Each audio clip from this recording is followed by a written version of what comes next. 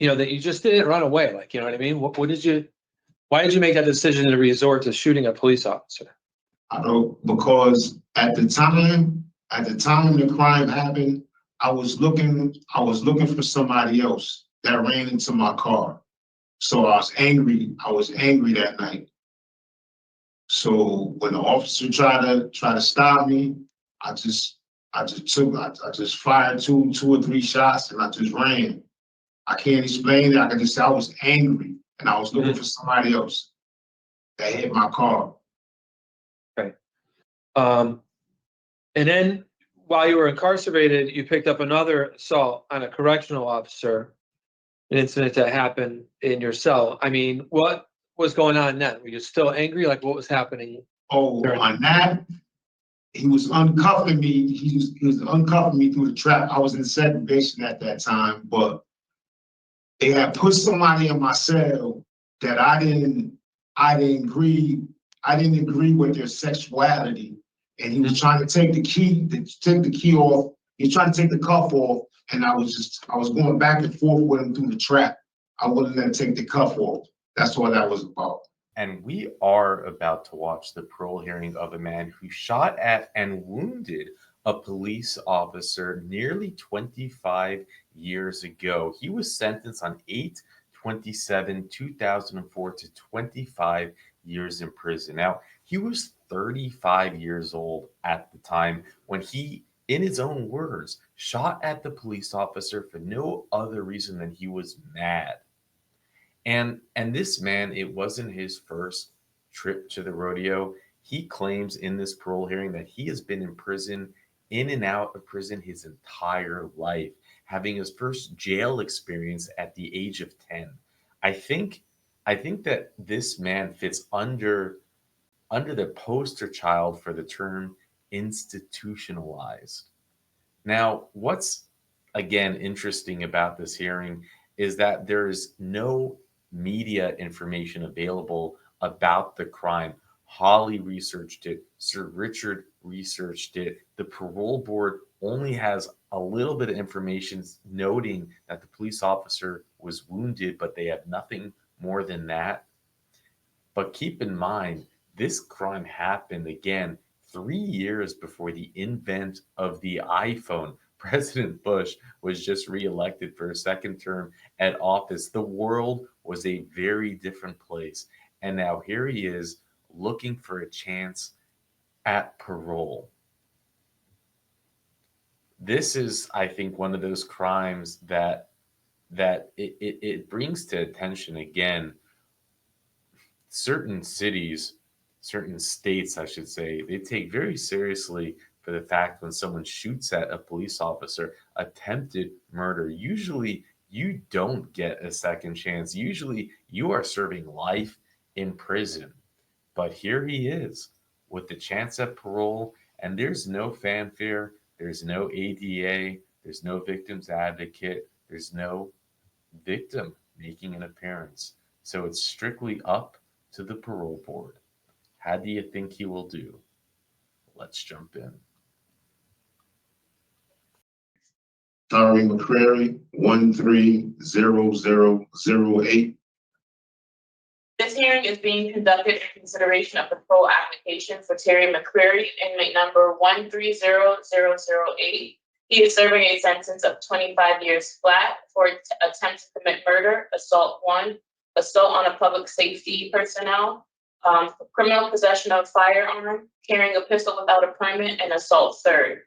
As of today, records reflect a parole eligibility date of January 12, 2025.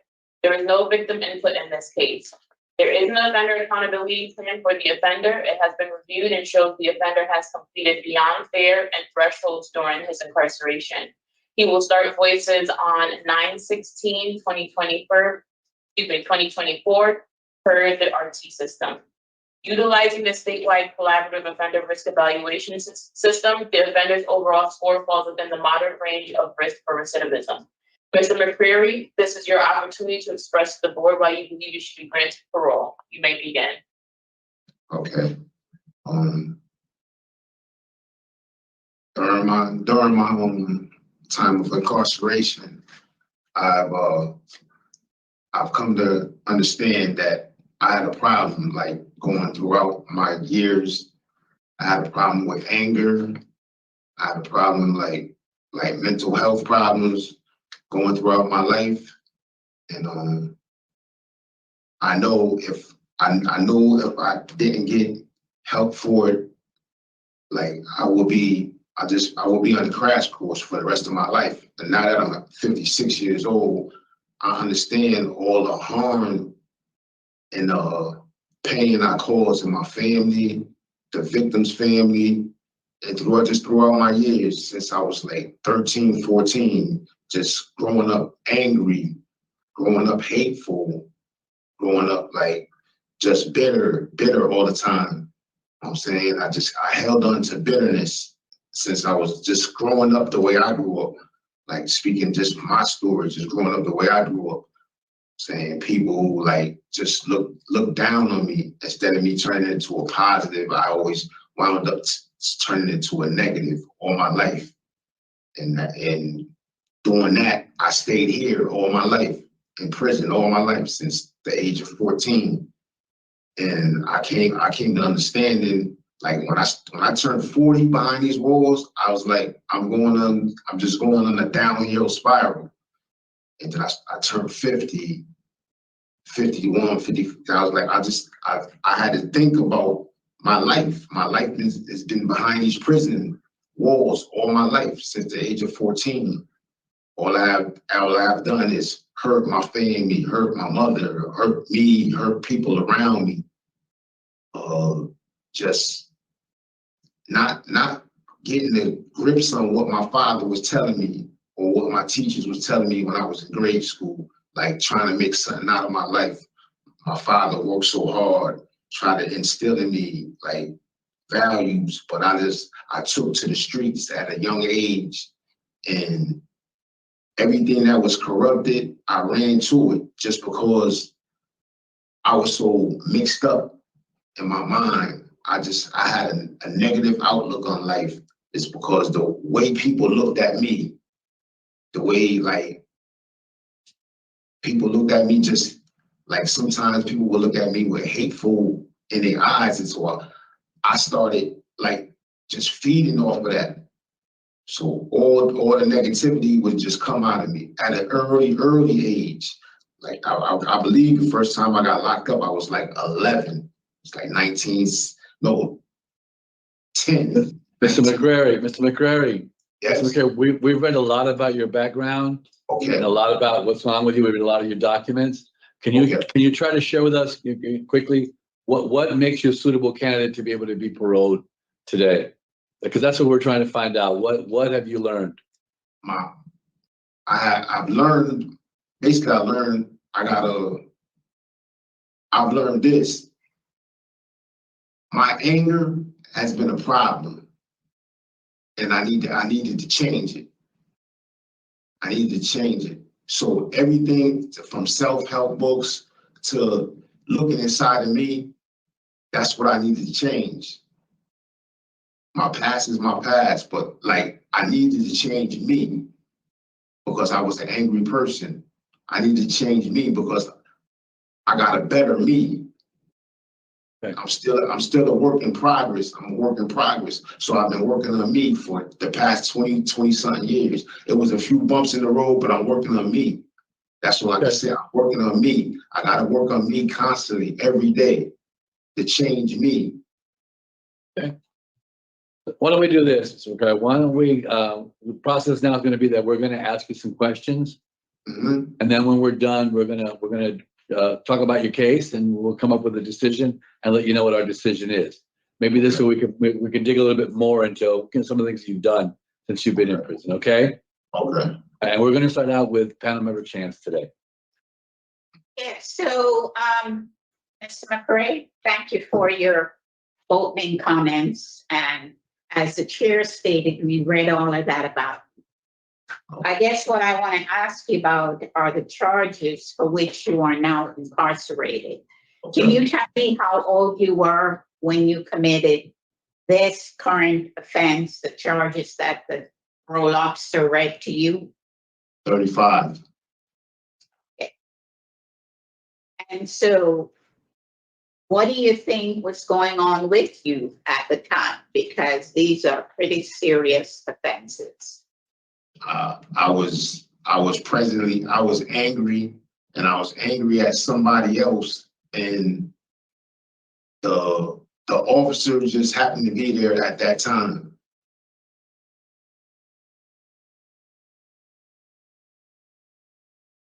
And what happened? I was going to run away, and I just turned and fired, and I ran.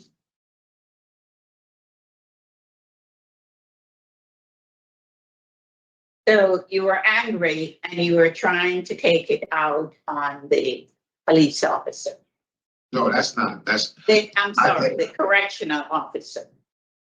no, it wasn't the corrections officer. It was a police officer. Okay? Yeah.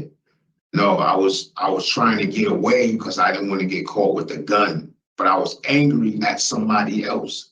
I was looking for somebody else because somebody had hit my car. But the police had stopped me. So me wanting to get away, I just turned, fired, and just kept running. So, Mr. McCray, you were angry because someone hit your car, but you had a gun. Yes. And so if it weren't the police officer, it would have been the other person that you were looking for. Yes. So you've been incarcerated since 2003. Yes. How have you changed? And looking back, how else could you have handled that same situation that brought you to this incarceration? I could have just let the situation just go because all I was looking for the person for was because he hit my car. It was that petty. We've established that. So, as I said, you have been incarcerated since 2003. Yes. What have you done to work on that anger? And having worked on that anger that you keep saying you have, Yeah. how else could you have handled the situation that brought you here? I could have basically let the situation go. Because it was only a minor scratch on my car. Have you taken anger management? Yes, I have a certificate for it right here. Yeah. When did you take it and what did you learn from it? 2004, that basically your anger will get you in trouble if you can't handle it.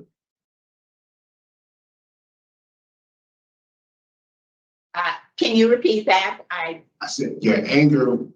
What I learned from it, that if you have no control over your anger will get you in trouble if you don't get you in trouble if you have no control over it. That's and how what do you do? Basically, sometimes I read, meditate, or I call my niece, or I just work on like some self-help books I've been reading for years, for like 15, 18 years. Okay. So if you were confronted where you are now, okay, the other person was angry and you were involved in a situation with a person, how would you handle that situation? Walk away. I'm gonna tell you something. I deal with that every day. Every day. That's why I'm in front of you right now and I'm not insane. I deal with that situation every day. I just dealt with that situation last week and I brushed it off because I'm like I said, I'm getting too old for that. I'm in my 50s. I can't go around tussling and fighting with people every day. I gotta walk away from that. And when you walk away, do they ever think to follow you or confront you again? Nah, because I learned silence is like and hear silence, when you give somebody some silence, that bewilders them. So they don't know how to approach you. When they antagonize you or they attack you and you just silent, they don't know how to approach that. I learned that in here from being here over the years. They don't know how to take that. So they try to figure you out.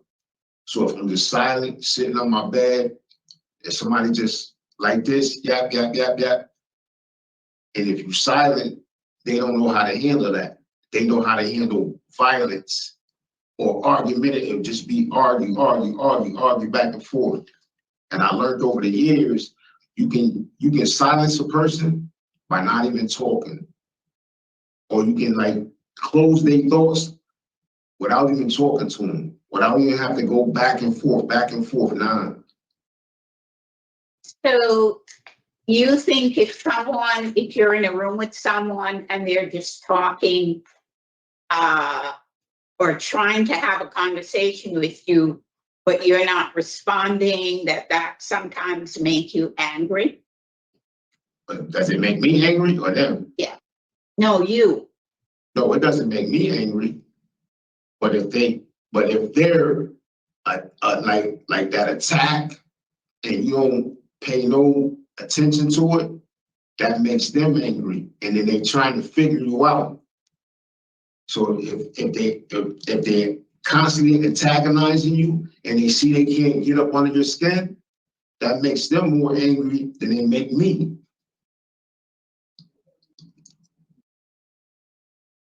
Okay, you said you had your under management certificate there. Yes, What other programs did you complete? I completed thresholds, beyond fear, the alpha. I did the alpha program like I think like a good 8 years in a row, and it made it. I went to school, got my high school diploma, got my GED. Excellent. So what you decided to do is to just apply yourself by learning positive things. That's all I could do in here. Okay. Well, you know, you have to be commended for getting your GED, because I know you dropped out probably when you were in the 8th grade, I read. Yes, yes, And so you got your GED during one of your previous incarceration, which was pretty good. And then you completed Beyond Fear and Threshold. Now, you also said you participated in a vocational program. Which program was that? this was the alpha program, which I have multiple. When was that?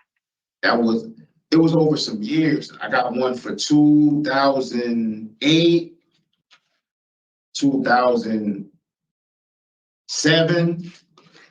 These are all the Alpha programs? Yes, Okay. 2000, So 2007, 2008. 2005, 2006.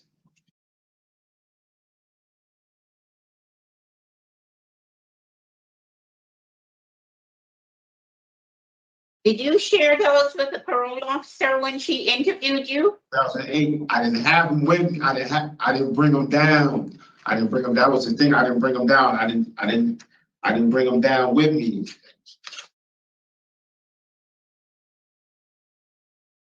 Do you remember anything that you learned from that program? Because you seem to have taken that over a period of 4 years. Yeah. Yes. I learned a bunch about myself, what I needed to instill in myself. Can you name 1 or 2 things that you learned about yourself? I know I need peace. I know I I know I learned that I was still holding on to anger. I was still holding on to resentment. I was still holding on to things that happened to me in my past, and I was trying to blame everybody else when I needed to blame myself because nobody put me here but me. So I was like, I would just run around bottled up, like letting things like just build up in me. You know, when I was supposed to just let it out. Instead of just letting it out, I was letting things bottle up. And I was I was walking around angry. I was walking around real angry because people would ask me, why you gonna smile? Why you gonna smile? I was like, it ain't that I don't smile. It's just that's my look. But they said smile. And like, I started smiling more and I started looking more into myself because I'm a trouble. Like I said, I've been troubled since I was little. So I had to learn like certain things. Yo, you smart, you intelligent. You know what I'm saying? It's little things that I knew I could do, but I wasn't looking at it at the time. It says people started like, yo, start looking at this in yourself. Start looking at what you can bring out of yourself. And that's what I started like doing. And so it seems that those programs, along with the anger management you took, has helped you to be where you are with yourself today. Yes. Now, I know you recently received a DR. Mm-hmm. Can you share a little bit more about what was going on with you? Can you express what DR you're talking about?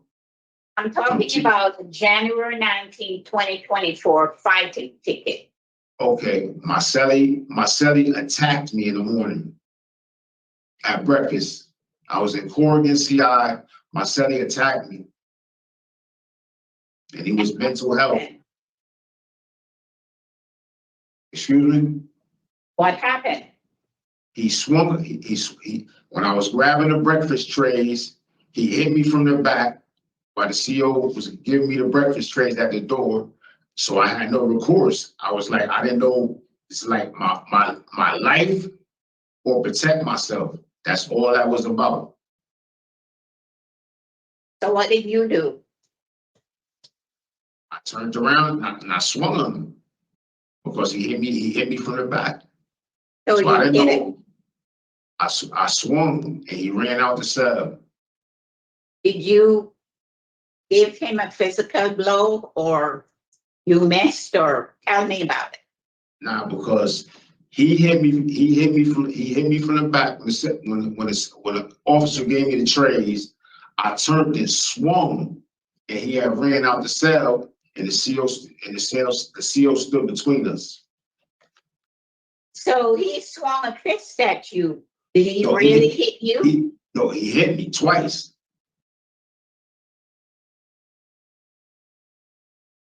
Because the way the DR was written, okay, the captain reviewed the video and saw that he swung first. He didn't say he hit you. He said the other inmate swung first, and then you swung back at him. Mm-hmm. So it didn't say that his fist hit you, but you responded by also swinging back to him.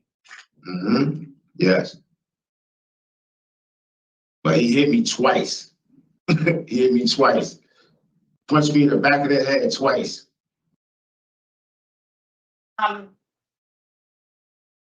So having taken the anger management, I'm going to ask you again, how else could you have handled that fight?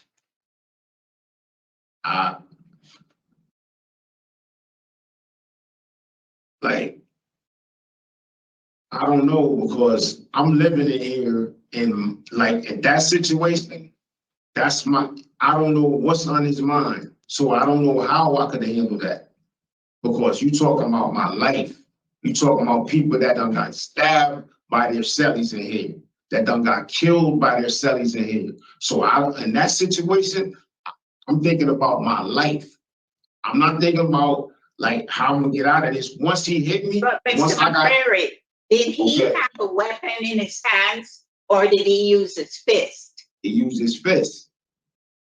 And where do you see that the danger was if he swung at you? What do you think would have happened if you just walked away and notified the CO? Mr. CO was right there. He was right there when he swung on me. He was right there, he hit me.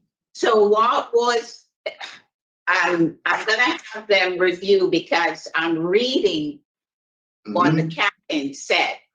Okay, And the captain said he swung first and you swung back. okay. That was his report of it. That was his version of it. But for the DR, that's all that makes sense.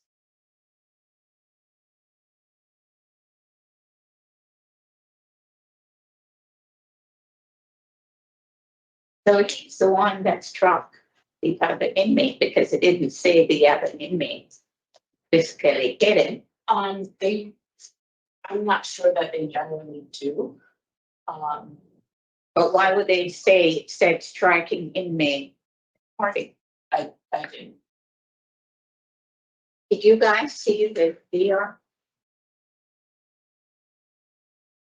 The whole idea, Mr. McCray, of taking the anger management and having encounters like you experience is to teach you how to handle the situation without, fighting or trying to get back at the person.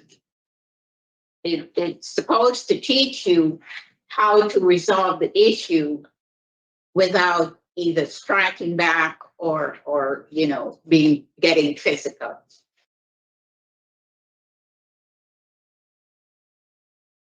So do you understand that part of it? I understand that part of it, but I'm not in this situation. It's like, it's my life or it just like throw my hands up and take what else he's gonna take. If he's that much of a character to swing on me in front of the police, he doesn't care. At the time that this happened, I asked them to preserve the video. They didn't want, they denied me twice of preserving the video just because I knew I had something to prove.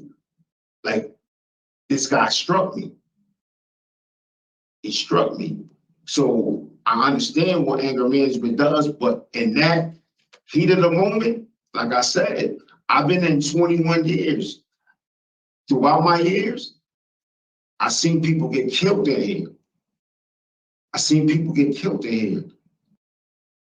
So he hit me. He physically, his hands touched me. And I know his hands didn't touch me. His hands touched me. I asked them to preserve the video twice. They didn't. He hit me twice. I don't know. I know what I use anger management, but it's like, yo, on this situation, we in here. It's a different thing. Now, if we talking, I can walk. I'm gonna walk away, but I'm getting hit by my own cellie from the back. No, I don't know what else is in his mind. I don't know how to like. Okay, I'm gonna fall on the floor or just. If he keeps going, I don't know what to expect next. I don't know what to expect. Okay, is he gonna grab a pen, hit me, stab me with a pen next? I don't know what he's gonna. I don't know what to expect next. That's all I can say. I got this. I got this experience from anger management, but like I said, this man punched me physically with his hand in the back of my head twice, where I had no recourse but to swing because I don't know what's coming next. But you said the CO was there. Yes, he was there. And people in here done got stabbed in front of COs. No, I'm not talking about other, I'm talking about this particular event. Yeah, And I what did understand. this, okay, He So- ran out he ran out the cell and the CO stood between us. And he called the code. The code was already called. As soon as he hit me, he called the code. He ran out the cell. That's the swing I swung at him. When I swung at him, he ran out the cell, the CO still between us.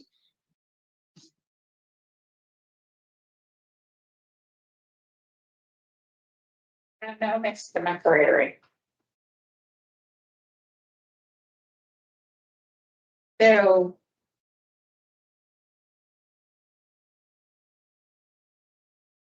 You have, a couple other, DRs. You have a flagrant disobedient from September last year, about a year ago. Okay, so it said that you were told to put on a uniform and you were arguing with the CO. Can you talk a little bit about that? I was frustrated. I can't tell you. I can't even explain myself that day. I was frustrated.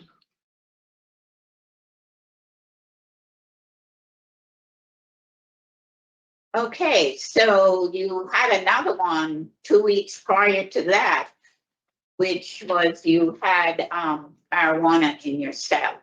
Mhm. So what were you doing with it? Basically, I'm gonna start from here so you can understand. I was in Brooklyn, CI, my level dropped. I went to a dorm. I got a hernia. My hernia got incarcerated. I went out to the hospital.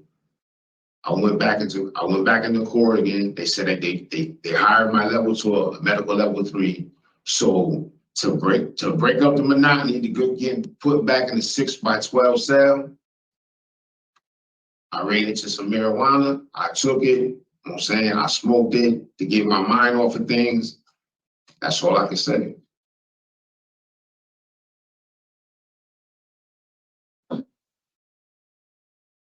So, Mr. McCray, let me ask you, so you've been incarcerated for all these years. What do you think happened to you between, I'm just gonna go from last September until now? I'm growing and I'm getting older. But for me, I see those DRs as similar behavior to what you would be doing when you were in the community. Mm.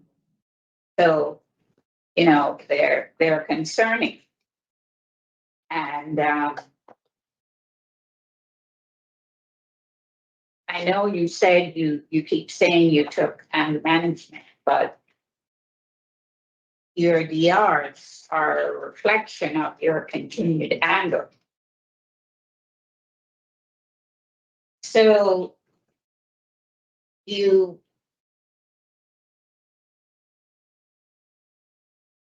said you were self-employed when you were in the community, Yes. and you were a vendor and you were selling clothes. Yes. So what are you going to do if and when you go back in the community? Job. What kind of job? I thought I would go back to what I was doing, like vending work or self-employed, get my vendor's license. But Mr. McCray, you have to have a plan.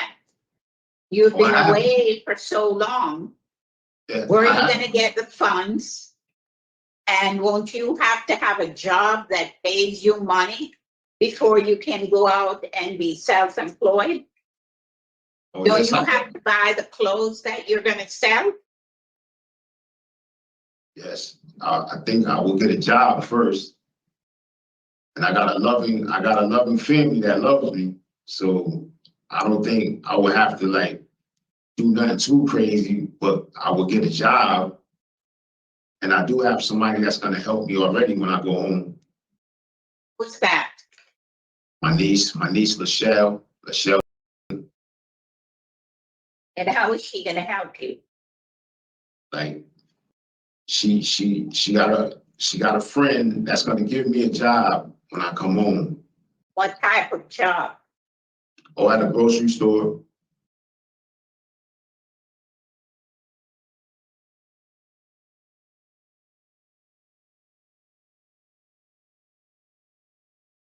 Now, you say you have loving family, but you're going to a halfway house. Mm-hmm.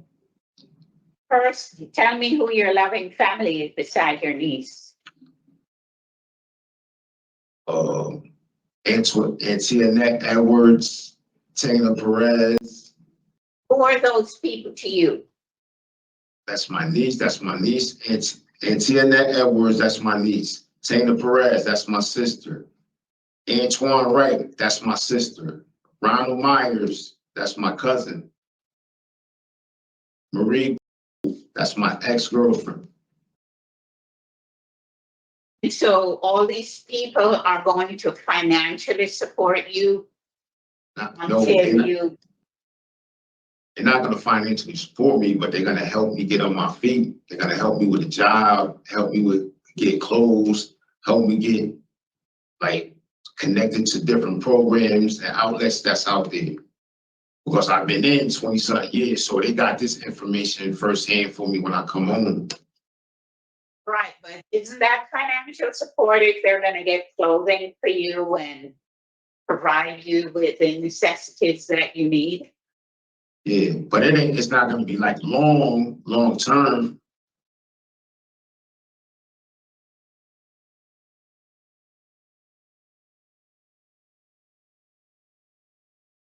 Now, Ms.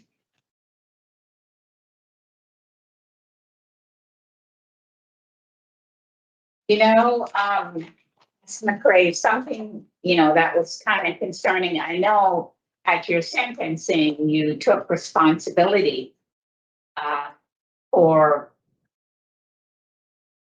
your part in this offense, but at no time at all in your opening comments or just in talking with you, you express any remorse for, any of the victims. I did. I said I hurt people that I love, and I hurt the victims. And the victims that I hurt. That's what I said. I know I remember I said that. People that I hurt over time being angry, I hurt family members and the victims family.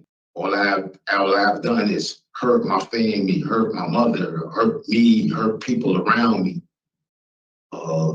Just not getting the grips on what my father was telling me or what my teachers was telling me when I was in grade school. Okay, Ms. McCray. If you say that's what you said, okay.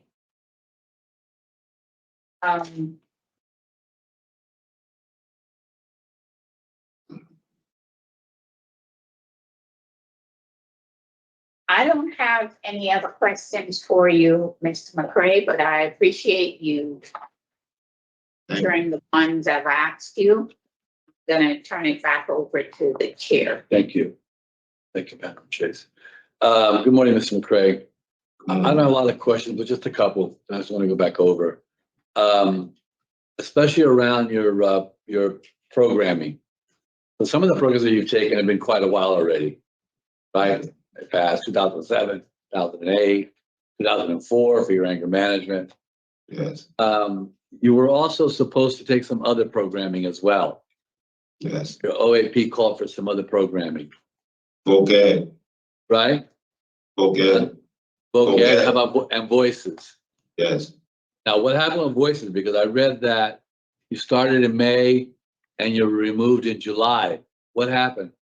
No, because I was supposed to go out on an operation, and I told him I was supposed to go out for my hernia operation in May, and I told him wait till I go out to my operation in June.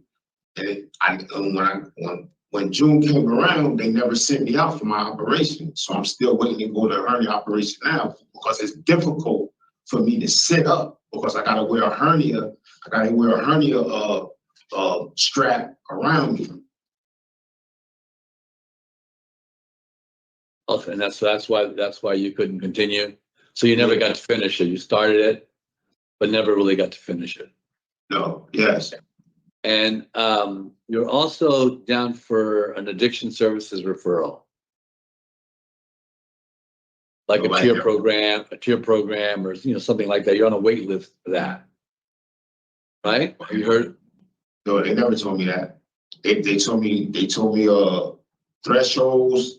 And when I got here, I didn't even know I was on there for voices because I did anger management, but they did thresholds, vocab, and This was added in March.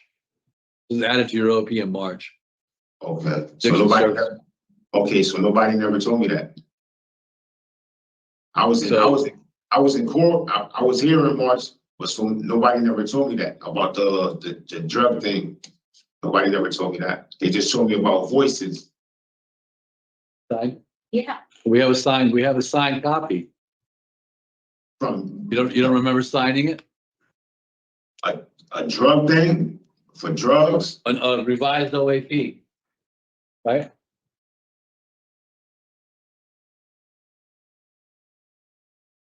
Time that it was shared with you.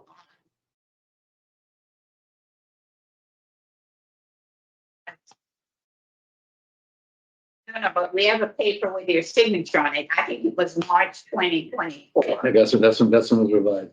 Yeah.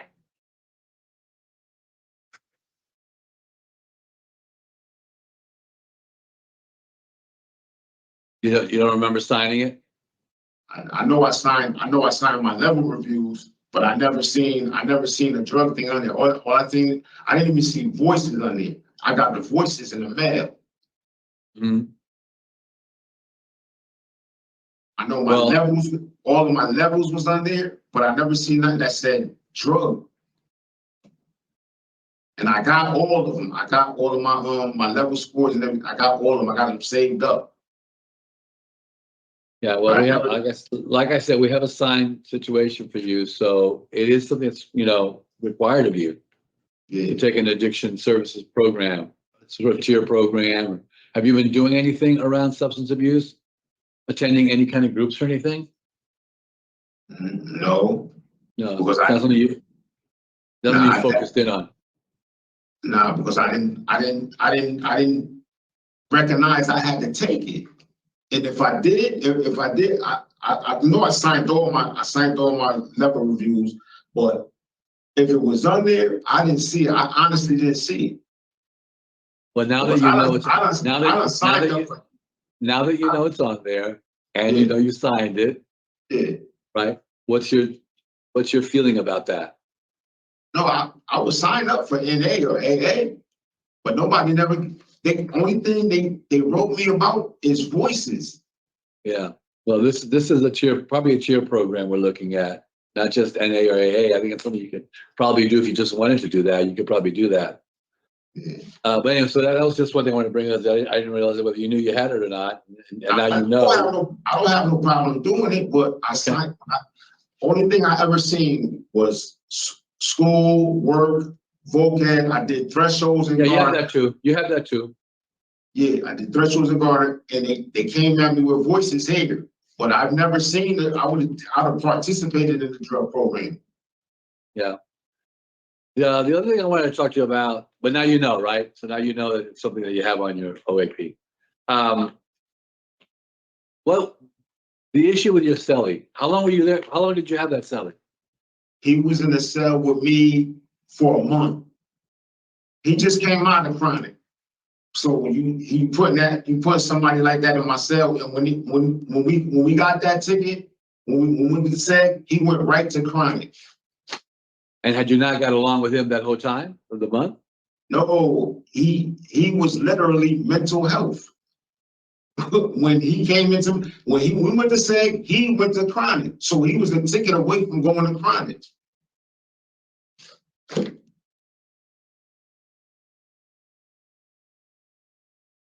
Part of the issue for me is that, you know, when you are released, you're going to be facing a lot of kinds of situations like that at some point, probably. It could happen. Mhm. And your thinking at that particular point in time was to react in a protective way when there was a guard right in front of you, where you probably didn't have to swing because the guard was already there, right? It wasn't like it happened and nobody was around.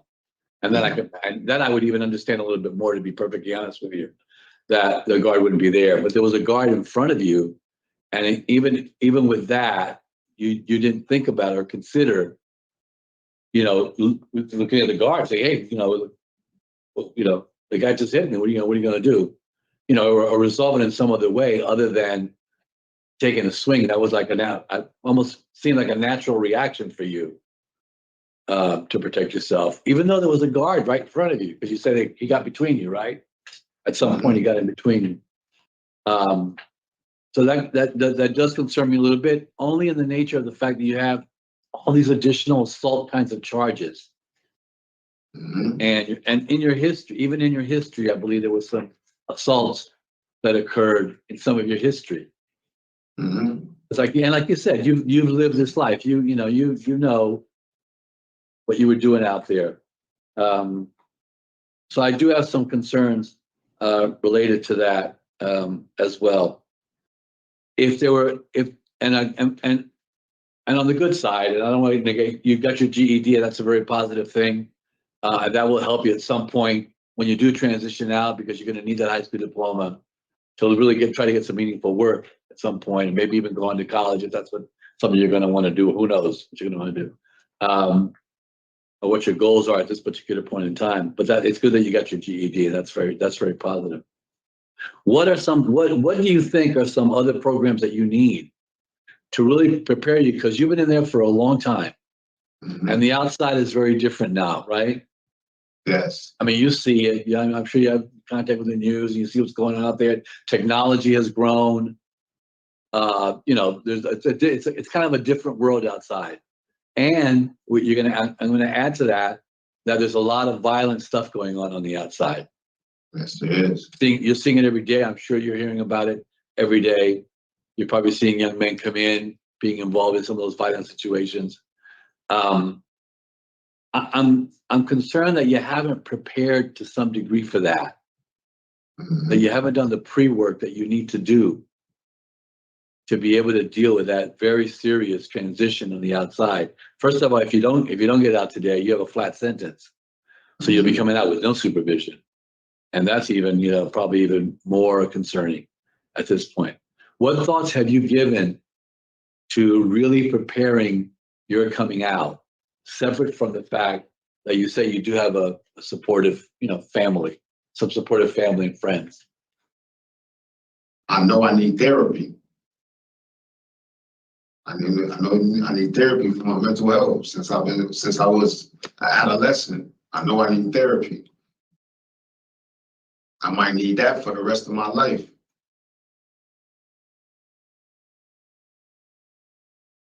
Do you have a tablet? Did they give you a Yes. tablet? Do you know how to use it? Yes. You're familiar with using it? Okay. Some of the work to prepare for the outside can be done on that tablet. Mhm. So, use it to try to begin to start to figure out those things that you want to do, the agencies that are out there providing services, depending on what halfway house you go to and where you go, if that's what happens, what services are available for reentry in those communities. You said Hartford and Norwich, and Hartford, they do have, a lot of reentry services available for folks coming out. Mhm. So for me, you really need to start preparing. It seems like it would benefit you to do an addiction program, an addiction services program. That would be a benefit to you, I think. What do you think? I think anything that is put in front of me, I need to take it. that's gonna help me, if anything that's gonna help me, I need to take it. That's why I utilize that tablet the way I utilize it every night. I go on this mental health podcast, and That's good. I get food from it every night. That's good. All we really want to see is that you do well and that you come out in a way that really protects the community, but also benefits you in some way so that you can get some help on the outside. I don't really have a whole lot of questions. I wish you a lot of luck, Mr. McRae. Thank you. Thank you. So, Mr. McRae, I just want to follow up on a couple of things. So you have not taken very many programs and you've been in quite a long time. Why do you think that is? Because the main things I was focused on, that was things in my AOP. And the main things I started doing is like doing like a lot of self-help books. I started doing a lot of reading. I started really looking at me, what could help me. Okay. That's why I have my niece, she sent me a lot of like self-help books that like dealing with the mental health. I do a lot of reading every day. And some things that I branched off into since I've been down, sometimes it wouldn't help me. So I strayed away from some things. Like when I was in Cheshire, like it was some things that turned me off. Like some people that were in the group, like far as inmates, it was going there to like, I hear certain things. I'm like, now I'm hearing stupidity. Like I would stray away from that. That's why I did that alpha class like years in a row, because I was around a bunch of good brothers. Right. And that's a program that you've sought out. That's a voluntary program, self-paced, right? You do it as on your own. Okay. Yeah. So I was looking at your program. So you took Beyond Fear, you took Thresholds, Anger Management. What did you think about Thresholds program? It was a beautiful program, and the two volunteers that came in, they were beautiful people. They taught me a lot. They taught me, I learned a lot from them. I'm saying, because they were patient with me. I'm saying we would do little scenarios, and like they worked out, and they had good peer mentors in there that would teach us a lot. Like one of the peer mentors, he went home. He's been home like a good 5 to 7 years now, and he's doing good. So it's like I needed that, and I didn't even know the counselor came to my door and told me I had to go to Thresholds.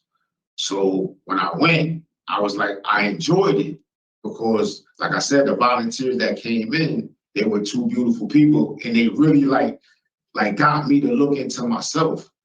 Like I know me personally, it's a slow process with me. Like I'm still learning. I'm saying I know I'm gonna need therapy like the rest of my life. Mm-hmm.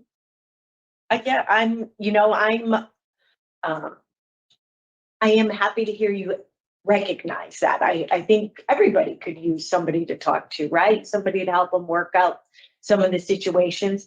And I was interested that you did take Thresholds because I went back to some of my notes about some of the principles of Thresholds.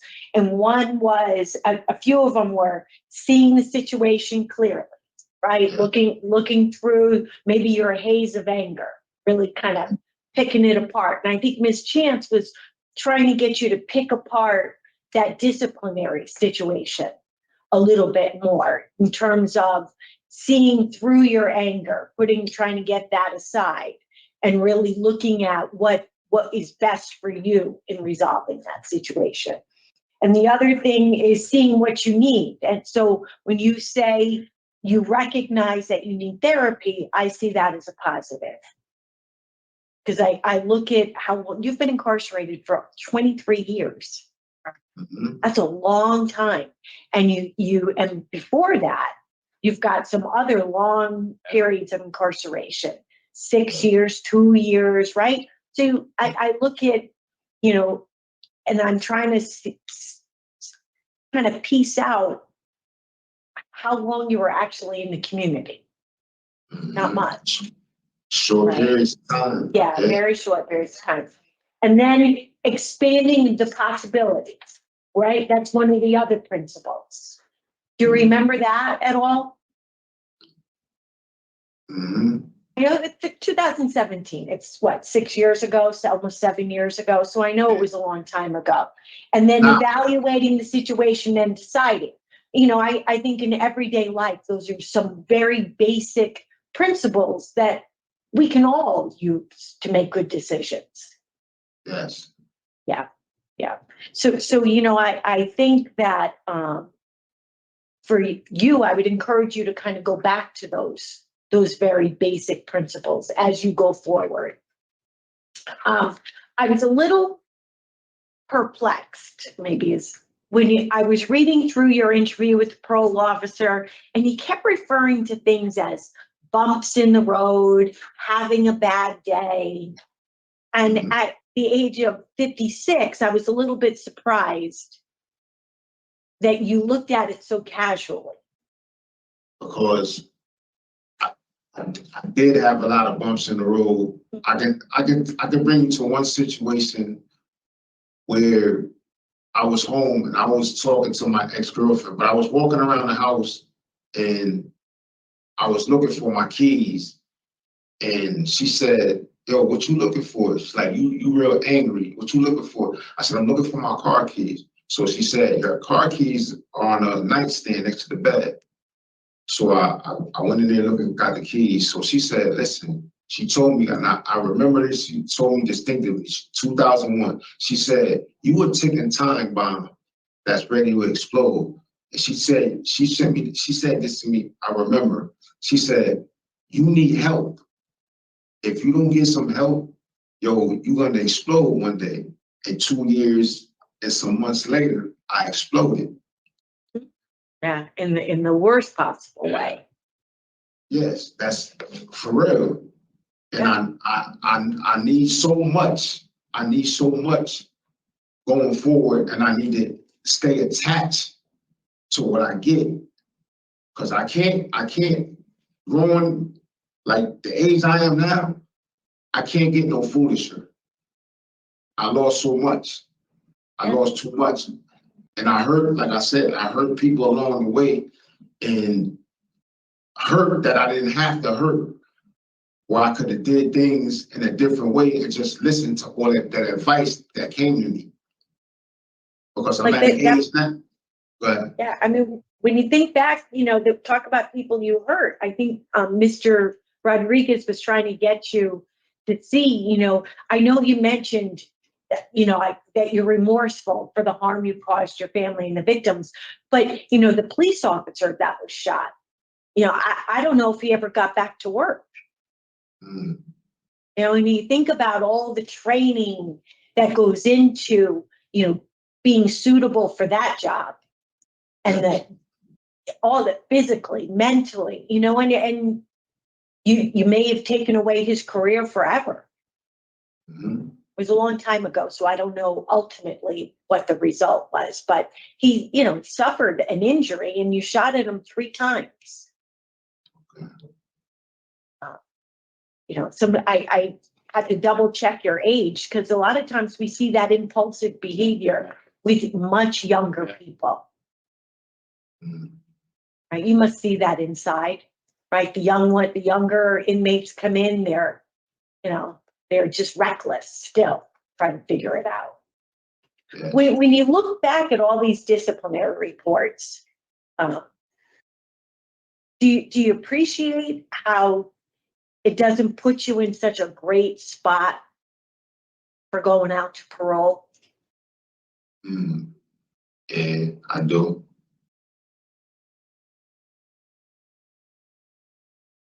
What do you think your biggest accomplishment has been over the last 23 years that you've been locked in jail? Think like really paying attention to myself and really like controlling, like getting my anger like really under control and like really opening up my mind to new things. Okay. Just try to like, because I can't, like, I say it to myself every day, I can't get no stupider. All I can get is wiser with my age. That's why I do what I do every day. I read, I sit back and like, right, really meditate on myself, really control myself.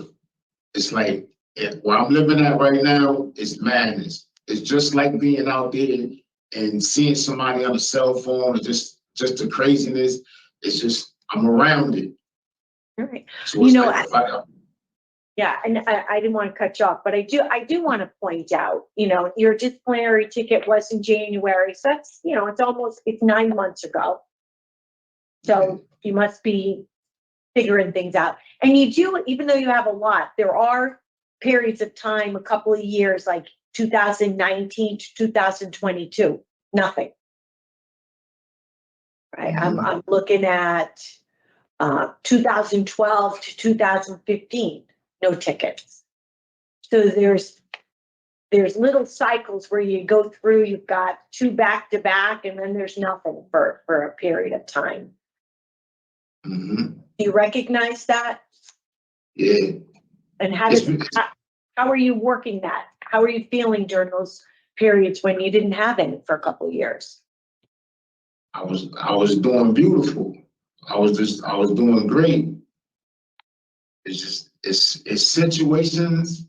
It's where, like, from 2012 to 2015, it's situations I'll get put in. So I just like that was from 2012 to 2015, that was a grace period for me. It was like they put somebody in my cell that I just couldn't handle it. And I was like, nah, you know what? I'm gonna leave.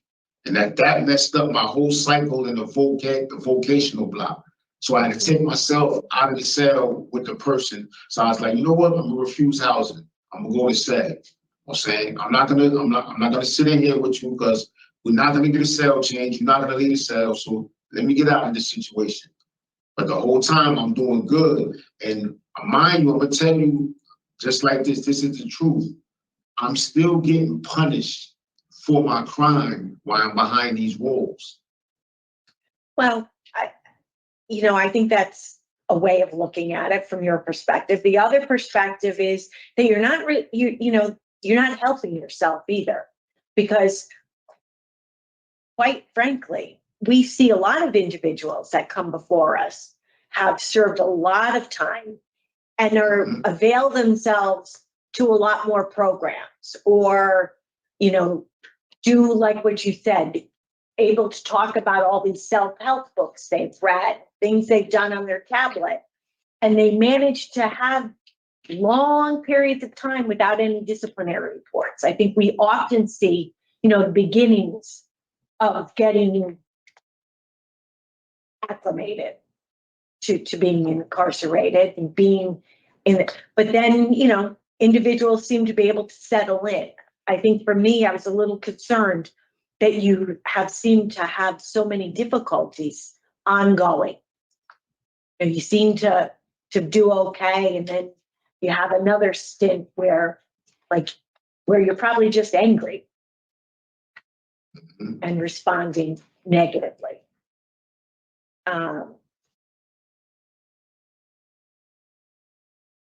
I do see that you have support in the community. I think we've all mentioned that. You've mentioned that. Very important, especially for somebody that's, has been away for such a long time like yourself. Is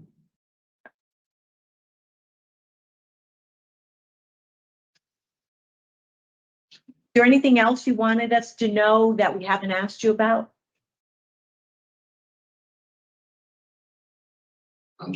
All I can say is I'm a work in progress, and I'm gonna need therapy the rest of my life. And I'm just trying to get wiser with time. Thank you, Mr. McCrary. I think that's a good statement. Thank you. All set, Mr. Chair. Thank you. Okay, Mr. McCrary, we're going to take this opportunity now to talk about your case. and we'll let you know our decision. So we just ask that you remain quiet while we discuss the case. Okay? Thank you. And number Chase. Sorry. So, Mr. McClure was age 35 when he committed this very serious offense. He's been incarcerated for 21 years. During that period, he's had some ups and downs. Certain periods where he did well, and then things happened and it got out of control. Some positive things that I heard Mr. McCreary talk about, and it's the fact that he's been angry since he was 14 years old, never had a chance to think or do anything about that anger until his most recent incarceration. And I know 2004, which was 23 years ago, he said he took anger management and it was under one of his previous incarceration. But he said that during that time, he learned about the fact that he has a really serious anger problem, which he needed to take care of. And obviously, he thought he did. It sort of came back to haunt him, in maybe 2002, 2003, and 2004, when he had difficulty with, listening to what the COs said, disobeying their order when they told him where he was supposed to be. He wanted to be where he wanted to be. And then there was a situation that he ran into that he couldn't handle. So, he smoked marijuana. He admitted to all of this. And then the real question came in the beginning of this year when he was involved in a fighting. And there seems to be some discrepancy about whether the other offender actually hit him. He said that he was hit twice. So he retaliated by throwing a punch, but that it didn't hit the inmate. According to the DR, it didn't state that. So that's in question. But,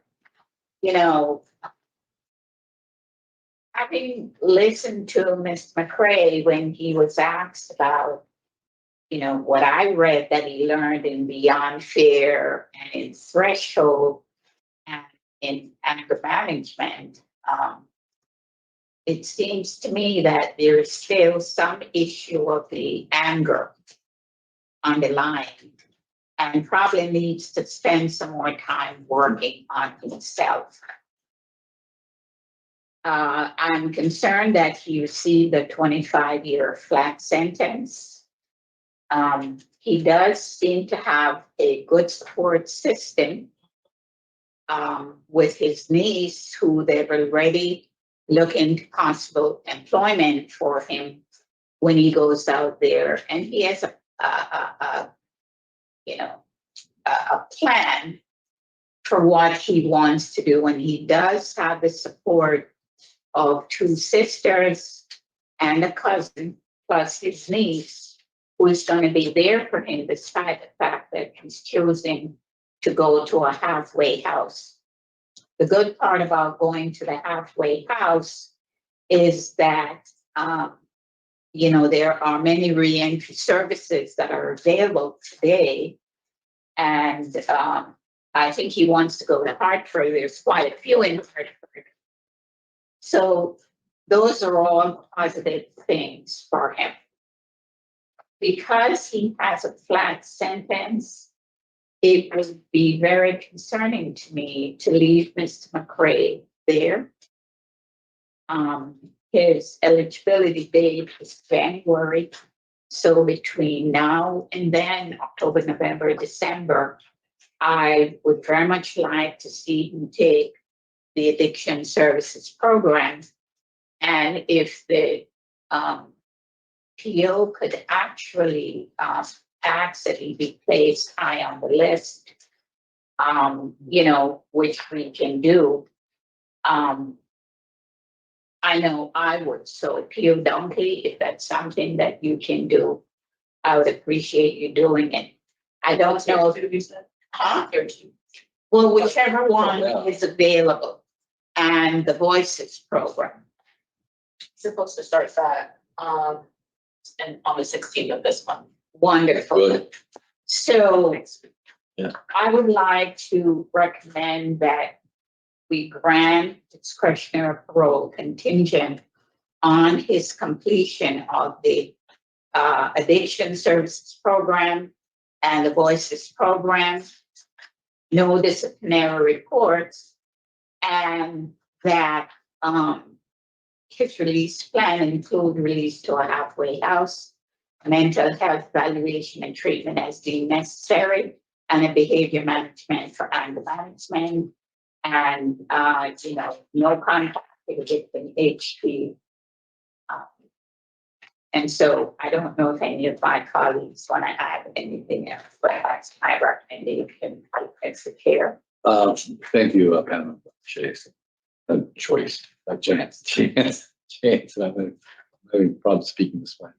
I know I was also concerned about not having followed through on the addiction program. But if we can get him in there, I think that would be a really positive thing. I'd like to see him do a little bit more preparation work, on his own. Maybe even look for work on his tablet or see what reentry programs are available in the Hartford area if he gets in there. But I too would be willing to vote for discretionary parole today and give him that opportunity so he'd have the supervision at least available to him since it is a flat sentence. He isn't out until January. So that's kind of where I'm at. Yeah, I agree with both my colleagues. I was undecided and then I had you here. But if we do contingent upon completion of the programs, I think that satisfies my concern that I thought Mr. McCrary would definitely benefit from the addiction services program. And I think the Voices program, I think he is missing the point. And I said both of them. Right, of what Voices is intended to Right. and help him. Yeah. So, okay, Right. before that's the chair, That's that meeting, she's asking. she's asking us to recess now. Executive session or just? No, just take a break. Okay. Okay. Mr. McCarthy, before we come up, finish your decision, we're going to take a short break. Okay, so we'll be back.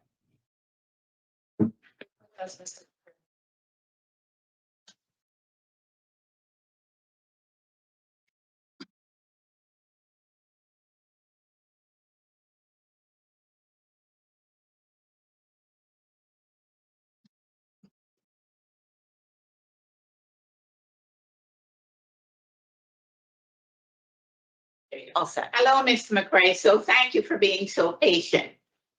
So because we're concerned about you taking your Voices and a addiction services program, okay?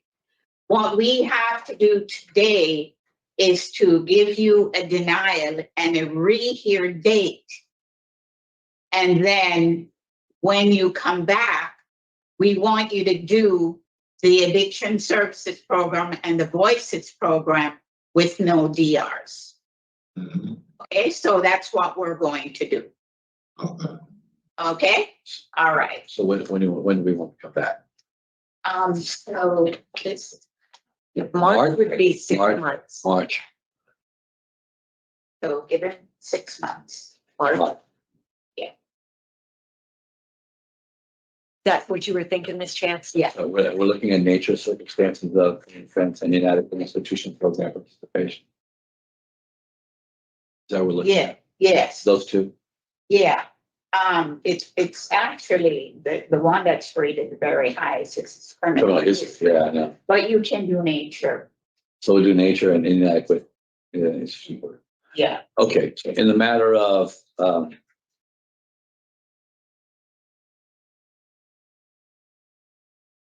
Gary McCrary, Mhm. Harry McCrary, Yeah. inmate number 130-006, Okay. 008, I'm sorry. 008, there's a motion to deny discretionary parole today for the reasons of nature and circumstances of the current offense and inadequate institutional program participation, and recommend a rehear. No. Oh, I'm sorry, in criminal history.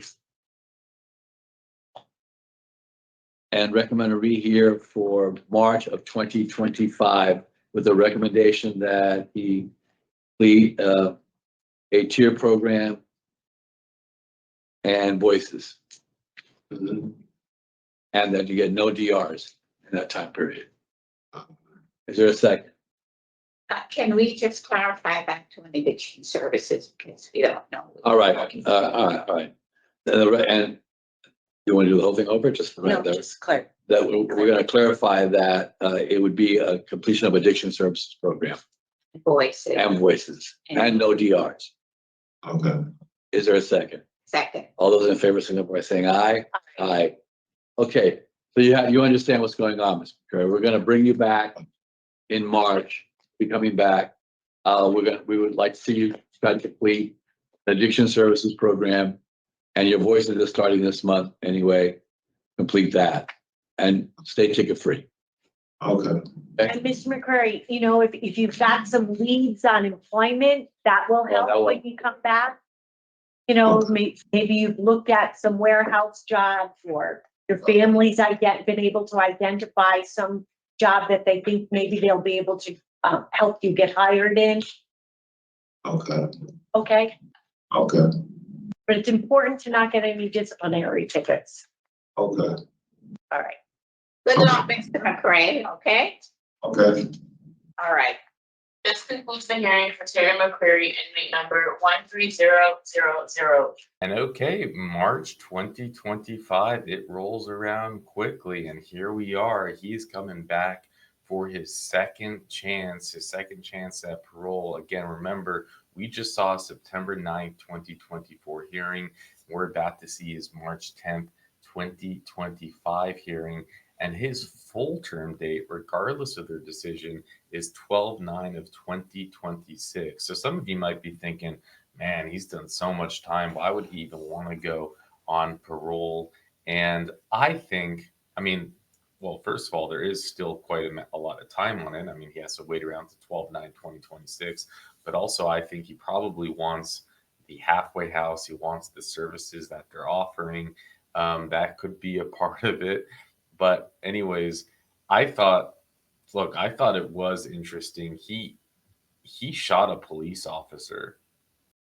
First, I thought watching this that he only shot at a police officer, but it seems he actually hit the police officer. He gets 25 years flat, and yet there's nothing available. Holly, Sir Richard could not find any information on this case. The scene, the parole board could not find any information on this case. To me, it is kind of mind-boggling to me that you don't have someone show up on behalf of the police department to represent a police officer that was shot by a man who then had to serve nearly 25 years sentence, and there's no fanfare. It's hard to wrap one's mind around that. But while we are talking about Lady Holly and Sir Richard, do want to thank them for lining up the dots on the spreadsheet. This would just not be possible without them. So when a hearing shows up, it's like, hey, Mandoo, check it out. We recorded his initial hearing, and that's how we glue these hearings together. Now, I don't know about you, but I receive dozens of spam calls per day. So many that I had to set my phone to only allow calls from known numbers. Basically, if the contact isn't saved in my phone, I won't get the call. So this, of course, created so many problems. I actually didn't have my mother-in-law saved to my phone, so that's a story that we can get into at another time, but not good. And of course, it created issues with business calls. So I was kind of just stuck between a rock and a hard place. I get so many calls nonstop. I mean, the vast majority of the phone calls that I receive are spam calls. It drives me nuts. But then that's what I found Aura, the sponsor of today's video, and I am proud to say that Aura is sponsoring Mandoo. So I wanted to understand how my personal information was ending up in the hands of these spammers, and more importantly, how I would put a stop to it.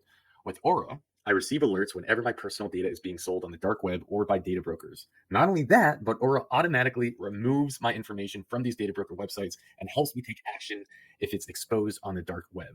Now, this is especially crucial right now, given the recent AT&T data breach, where over 73 million customers were released on the dark web. AT&T recommends using strong passwords, monitoring account activity, and considering credit freezes or fraud alerts from credit bureaus. Well, guess what? Aura does all of that for me. And the best part is I don't have to juggle multiple apps just because a company failed to keep my data secure. Aura is always looking in the background, ensuring my safety online so I can focus on what matters most without constantly worrying about my personal information falling into the wrong hands. I value my privacy, as you all know. I'm probably one of the more private YouTubers out there, and I value yours too. You can go to aura.com. I have my link below in the description to start your 2 free week trial. And as I think the idea that we have such a renowned, prestigious, incredible company backing Mandoo, backing our channel, backing this is, I think, just a massive breakthrough. And if we can show support to them, that would be huge. Now, I didn't just do this ad. I actually signed up for a full month with their service to see if it really works before I would recommend it to all of you. And it does. I am getting a fraction of the spam calls. I got 2 today when I usually get 15, 16. So it's already made a massive difference. And if you want to help support the channel, you can use the link below. If you want to help support Aura, you can use the link below. If you want to stop those spam calls and sleep a little bit better at night, you can use the link below. And with that, we'll go back into the hearing. Sorry, McCrary, 13008. This hearing is being conducted in consideration of the parole application for Atari McCrary, number 130008. He is serving a sentence of 25 years flat for attempted murder, assault first, assault on a public safety officer, criminal possession of a firearm, carrying a pistol without permit, and assault third. As of today, records reflect the parole and jubilee date of January 11, 2025. There is no victim input in this case. There is an offender accountability plan. It has been reviewed and shows the offender completed Beyond Fear threshold. He has also completed Tier 2 and Voices since his last hearing. Utilizing the statewide collaborative offender risk evaluation system, the offender's overall score falls within the moderate range of risk for recidivism. Mr. McCrary, this is your opportunity to express to the board why you believe you should be granted parole. You may begin. Oh, yes. I would like to state, I would like to apologize to the victim's family, my family, the community that was terrorized that night, and basically just want to show sympathy for other people's feelings. And the reason why I think I need to be granted, because I've changed over the years. I'm 56 now, and my thought pattern is just different. And I know I had to let the anger grow because I grew up angry. I grew up angry all my life, and I grew up around a violent atmosphere. So my change of thought pattern, my change of seeing things clearly now, and seeing things without a cloud over me, and just a clear state of mind I have now. Like every year I change because I'm getting older, I'm getting wiser, and I'm thinking a lot now. So my life has meaning. Like my deceased mother told me, your life has meaning. My mother told me my life has meaning. So don't let your life go in vain. So that's what I'm trying not to do now. I'm trying to be something in life instead of walking around angry and walking around with a dark cloud over me, or a dark space in my heart, basically. Okay, thank you very much, sir, for your opening statement. So what's Okay. gonna happen is that we're gonna take turns asking you questions, Okay, and then when we're done, we're gonna deliberate, and then we'll give you our answer today. okay. All right, we're gonna start with the questions with panel member Chance. Mr. McCreary, I don't know if you remember me. I was on your last hearing. I remember you. Yeah, and so this is a rehear for you. Mhm. And if you recollect, we gave you a rehear because we wanted you to complete the Tier 2 and Voices program and not receive any disciplinary report. Mhm. And I have to tell you, at that time, Mr.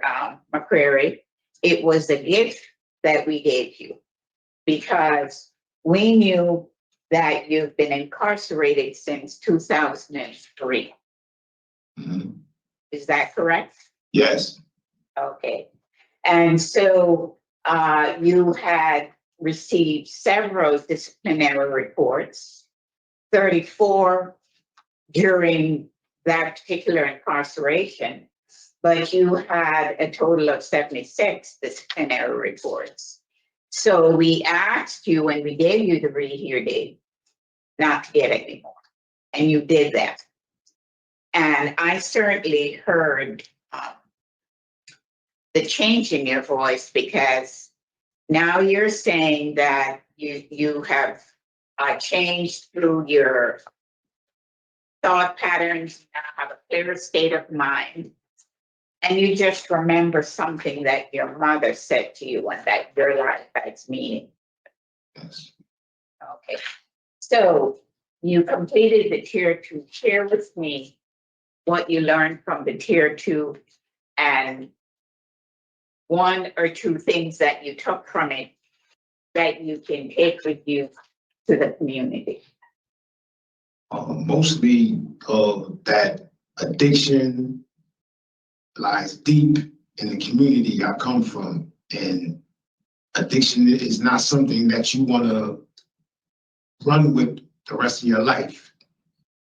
You want to basically be like free-minded, your mind free of substance, alcohol, and you want to take that back to your community. I want to take that back to my community, like, because I have a lot of nephews and nieces that are starting to indulge now. So I want to at least bring back a change of pace to their minds and try to set them up on some better conditions. So for yourself, and I'm glad to hear that you want to share that with other members of your family, but in terms of yourself, what it is that you think you need to do to stay sober and not use drugs. Basically, all I can say is I don't need it. I can. That's all I can say is I don't need it. It's better things to do with my time than a bottle of alcohol or drugs. When would you say was the last time you used any substance? The last time I smoked marijuana was 2024. 2000 and when? 24. Last year? Yeah.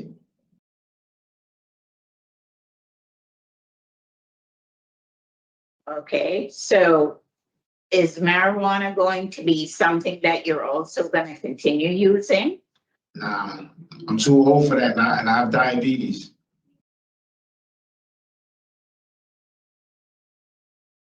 So why did you use it then? Because I had just my hernia just ruptured, and they sent me from Brooklyn to Corrigan, and I did it for a little something to break the monotony because I was in a dark space.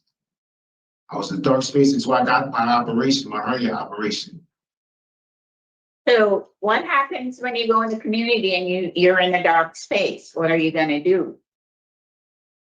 Talk to people, talk to my significant other. So what people usually do, Mr. McCreary, is either say, well, I'm gonna get a sponsor, someone that I can call and talk with. Or if you know what your urges and cravings are, what you do when you get them. Mhm. What do you think you're gonna do when you get urges and cravings? Probably, I don't really think, because I really got I got a medical issue where I just can't use. I got a serious medical issue. I got diabetes. I can't use alcohol. I can't use certain things. So my health, that's like a go-to all day for me. I can barely drink coffee. But you just said last year you were in a dark space and you smoked marijuana.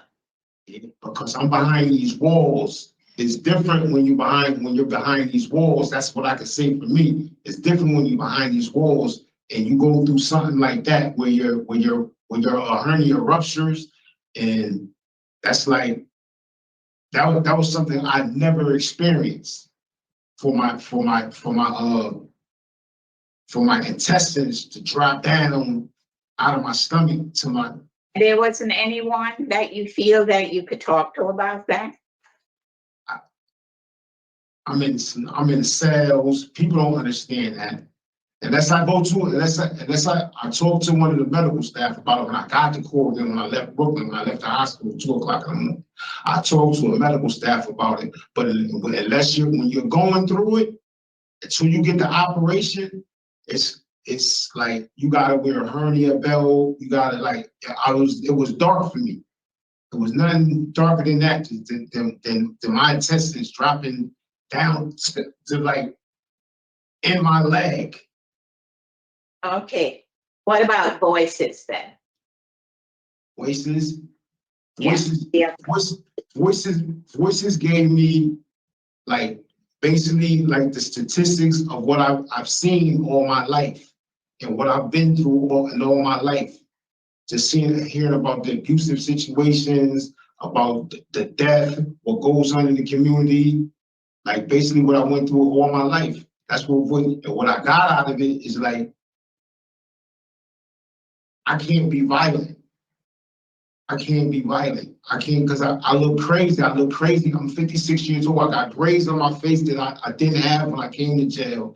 And I just look like a nutcase. And I don't want to look like a nutcase. I want peace of mind in my life for the rest of my life. I want a peace of mind. But Mr. McRae, the Voices programs are supposed to be able to tell you, based on the crimes that you have committed, the impact to the victim's family, and to the community, and on your family. Mm-hmm. That's what I know the Voices program is supposed to do. But you're sharing the impact to yourself. So can you think a little bit more about what you remember from the Voices? Oh no! What I read, it impacts everybody. I read the statistics. I read the statistics and everything about it. It affects everybody, not just me. It affects everybody. And these are very serious crimes that you committed. Exactly. And I know in your opening comments that you apologize to victims and the family and your family and your community. Now,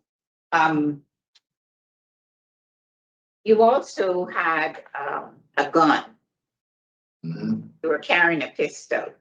Yes. Do you still see the need to carry one? No, because like I told you, I'm a person that doesn't need something that's gonna harm me or somebody else around me. Those things I don't need around me.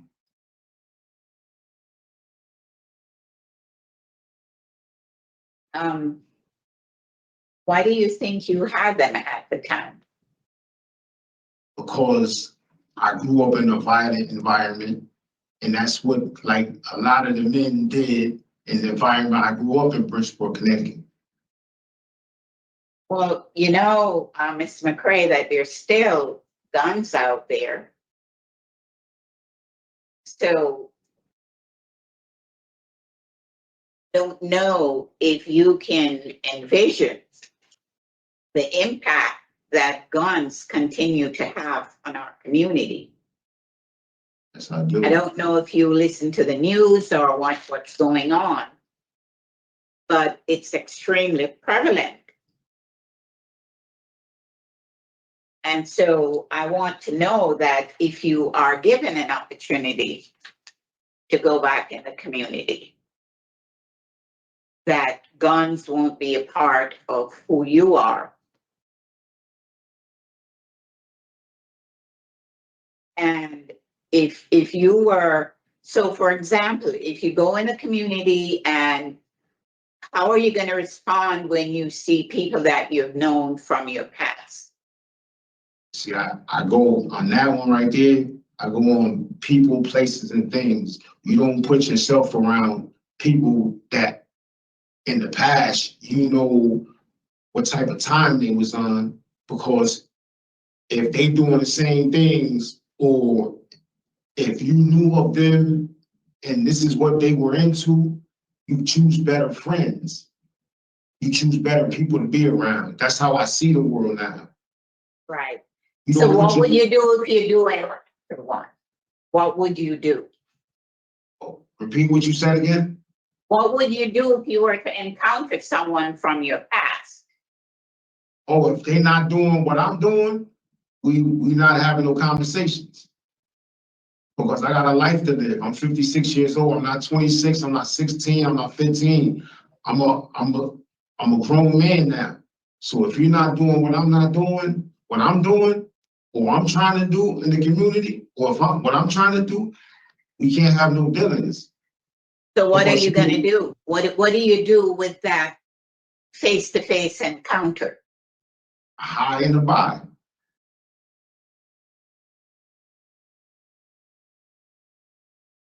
Okay, and I understand that you chose halfway house and you want to go to Hartford or Norwich, which is not the community that you grew up in. Yes. Okay. So what does your release plan look like? To get my finances in order, to get a job How are you going to opportunity. do that? How are you going to get your finances in order? I have to reach out to resource, and I have to reach out to employment. You haven't been able to do that, connect, like you want to go to Hartford or Norwich. Were you able to figure out what programs there in each of those regions that you could connect with and find out which one would be appropriate for you to connect with?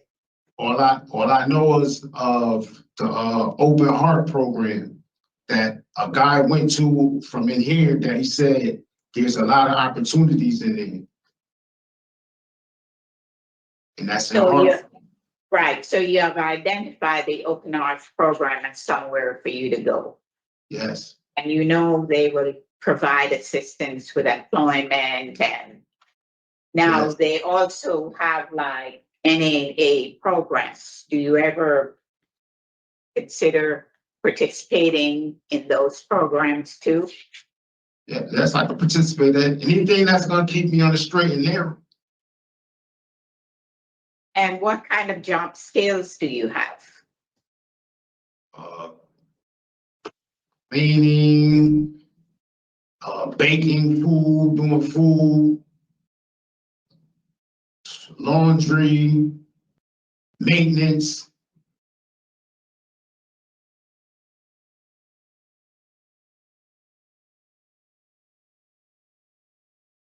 Have you ever had problems with finding employment when you were in the community before? No, when I was home, I was working at Stop and Shop. Before I got my vendor's license, I was working at Stop and Shop in Milford. I worked there for a year before I started my vending business. But I never had problems like getting a job. Do you think that you would be interested in maybe attending a vacational program while you're in the community? Yeah. And if so, what areas would you be interested in? Any area that's gonna help me. Any areas that's gonna help me out. Well, do you have your GED? Yes, Okay, so that's a big thing. So if you have your GED, there are several vocational programs that you should try to get engaged in, because then you will be more able to easily access employment. okay, Okay. okay. Who do you have for support? My niece, Lachelle Thompson, my sister, Ariel McCrary, and my friend, Marie Poole. So you have your niece, your sister, My sister, and my friend, Marie Poole.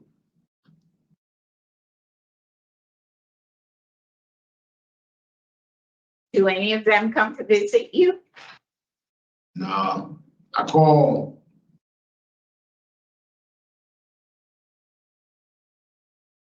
But you can connect with them when you go back in the Yes. community.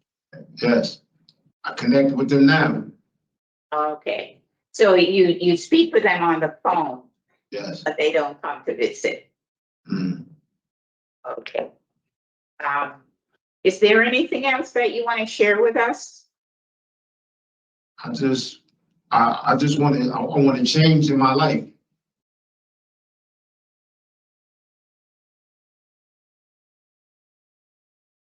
You just want to change in your life.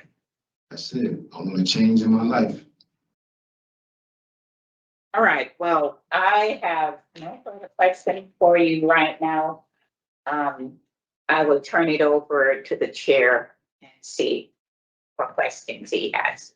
Thank you for answering, Mr. McCray. Thank you. Thank you. So, Mr. McCrary, I was not in the first hearing, so I just want to talk about the offenses a little bit because I wasn't there for that part of it. I know my colleague was, so she kind of focused on what's going to happen going forward.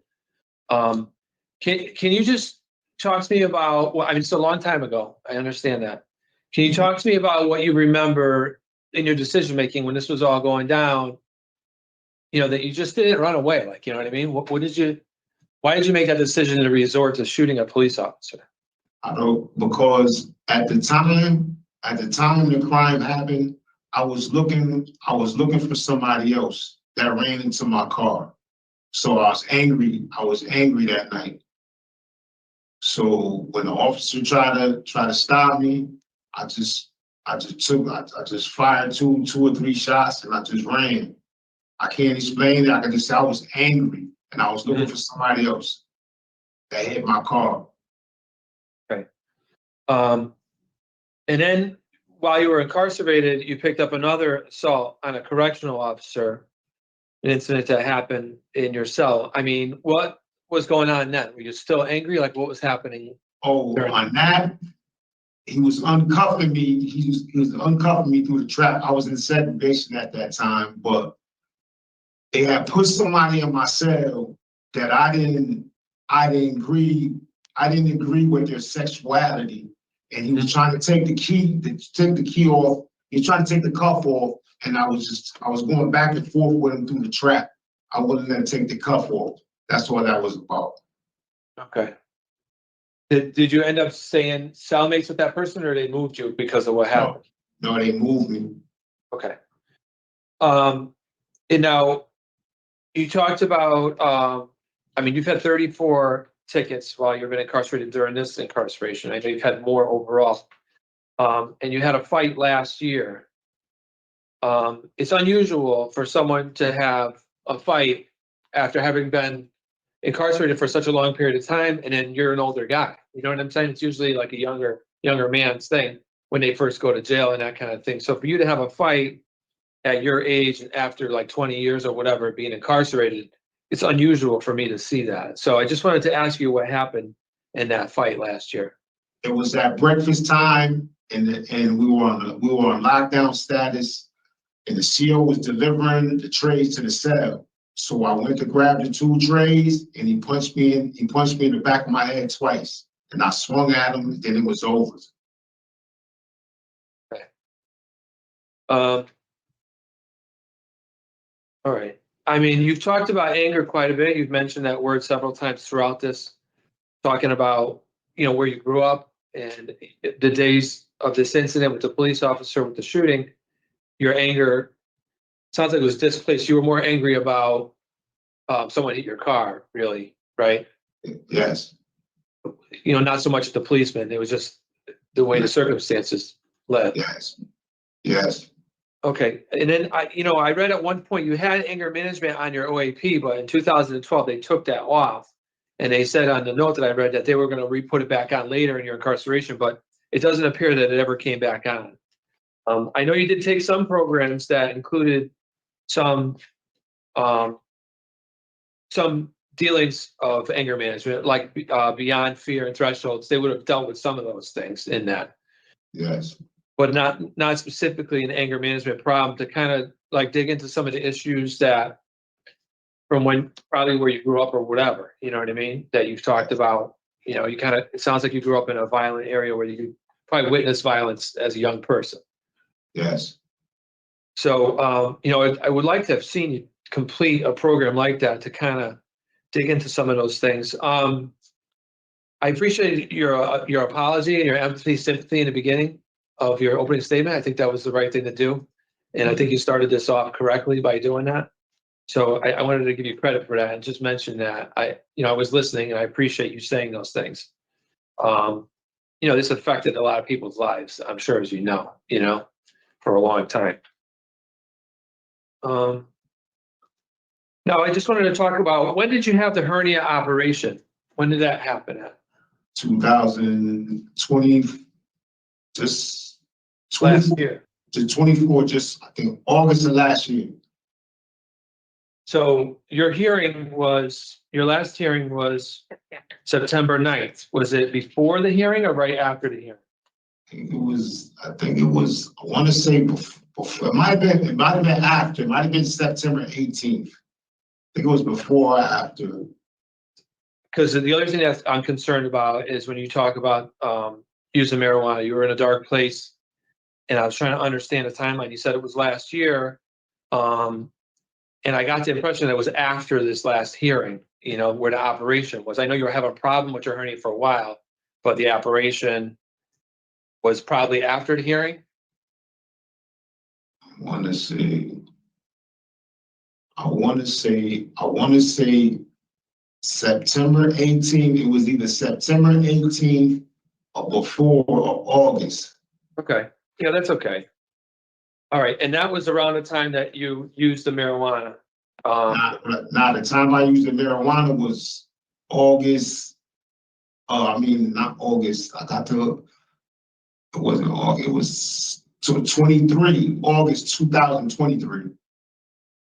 Okay. Because you told us 2024 earlier. All right. Because I got to Corrigan. I went to Corrigan 2023. Mm-hmm. And that's when I used the marijuana, Okay. 2023. Okay. Well, thanks for clearing that up. I think that's all I have. I'm going to pass on to my colleague, panel member Zoppo Saxo, and see if she has any questions for you. Mr. McCrary, I see that the discipline reports that you've received over the course of the last 21 years have probably influenced your ability to get some programs. You've taken Tier 2 Voices and the other 2 programs that the chairman mentioned. There was reference to an Alpha program. What was that? That was a Christianity program that I did over like a couple of years. I did it for a couple of years, 2006, 7, 8, 9, 10, I think, and 2011. Okay. And It was 2005, 2008. Okay. And what did you get out of that program? Oh, just to have like joy in my heart and try to spread the goodness. And What else do you do to pass the time? I read a lot. I read a lot. What kind of reading material do you prefer? Self-help. Anything else that you do?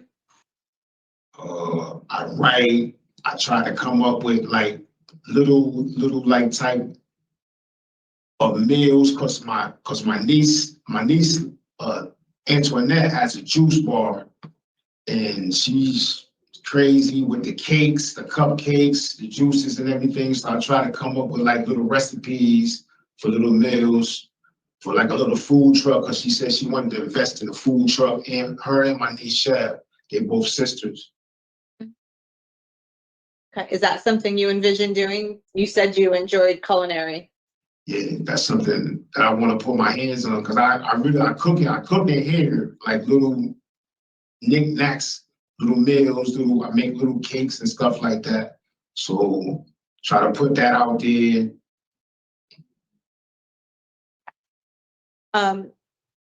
Understanding that you grew up in Bridgeport and we talked about the violence piece and everything that goes along with that. Has your mindset changed over the last 20 years about police officers? It changed a whole lot. It wasn't so much. It was a police officer. It was just so much. I was an angry person. I was walking around angry. So if I'm walking around angry, I'm no good to nobody. No good to myself. No good to the people I'm around. So unless I change me and start self-evaluating me, I'm no good to nobody.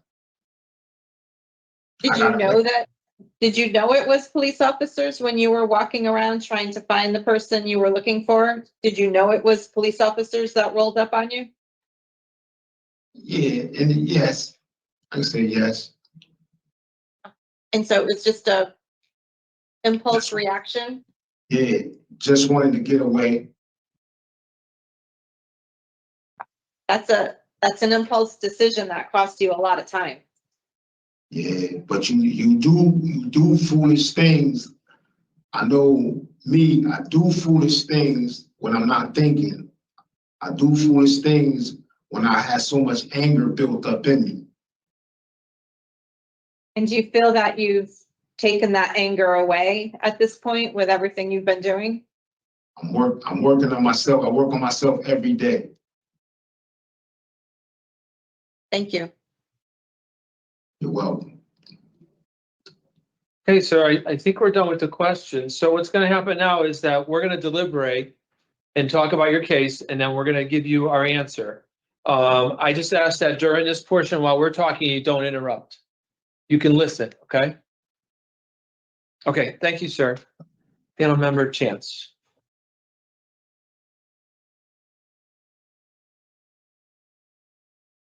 Serving the 20.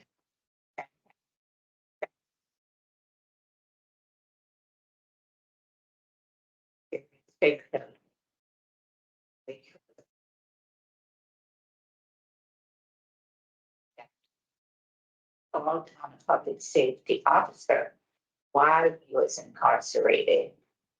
And criminal possession of firearm and carrying a pistol without permit. So at its last hearing on September 9th of last year, he had also at that time expressed some remorse and said one of the things that was helping to change his mindset was participating in that alpha program over a 2-year period. And as he expressed today, and he did complete the anger management program in 2004, in addition to Threshold and Beyond Fear. So in looking at his overall case at the time, we wanted him to do a tier 2 to address his substance abuse and the Voices program so that it could give him an idea of the impact of the people that his crimes have affected. And so today, he did complete those 2 programs. He has not received any DR since his last hearing. And I know it's been a long incarceration for Mr. McCrary, so I do hope that given the opportunity today, that he will take advantage of it. And by giving him this opportunity to be supervised will help him as opposed to letting him, go without help for all these years. And I do think that he would benefit from some supervision in the community. So I would like to give him the opportunity to go out there under some supervision. Okay, thank you. Panel member Zappo, Tessa. Can someone confirm for me what the end of sentence is so I can? Okay. All right. So that would be about, Year and a half. yeah, 18, 19 months. Well, I mean, I struggle because I think any offenses against police officers and safety personnel are serious. They're the ones who wake up every day to go out and protect the community. And it's something that's very difficult when, whether out of anger or fear or whatever, they're unable to do their jobs because they're defending their own sense of self. But I'm not sure the balance of Mr. McCurry staying in to potentially do positive programs versus coming out and being supervised for 18 or 19 months is kind of my tipping point right now. I do think that there would be some benefit to that as opposed to coming out after a flat sentence and being incarcerated for the length of time that he has been in. I think from a transitional standpoint, I think it would be something that would be beneficial in terms of a discussion about public safety. Yes. And, I think one of the things that I kept hoping was that I would get some input from either one of the victims. It was a concern, but when I thought about him staying without any type of supervision, then it went back to a public safety issue for me. So. Okay, so it sounds like that you're both in favor of granting parole today. So I listened to everything you had to say, and I'm gonna be in opposition in the minority here based on the nature and circumstances, his lengthy criminal history and his poor institutional adjustment. And I behavior management. Okay, that's a good idea. Halfway house? Yes. Okay, And now I do have the officer's name, but I'm not sure if we are supposed to put it on sometime. well, Given them both of the names, but I didn't have it listed here. That's the initials. It's been a very long time. yeah. And I'll leave, it's up to you that you're the ones that are in favor, so if you feel like you want to add it, I will. If you don't,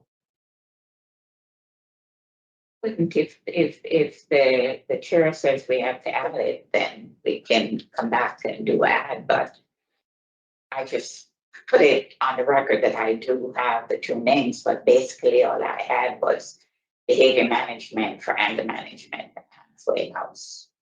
how do you feel about that?